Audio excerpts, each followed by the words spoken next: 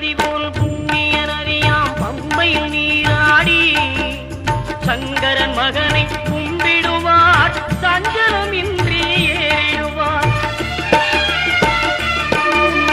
நீலிமலை ஏற்றம் சிவபாலனும் ஏற்றிடுவார். காலமெல்லாம் நமக்கே அருள்காவலராயிருப்பார். தேகபலம் தா பாதபலம் தா தேகபலம் தா பாதபலம் தா தேகபலம் தா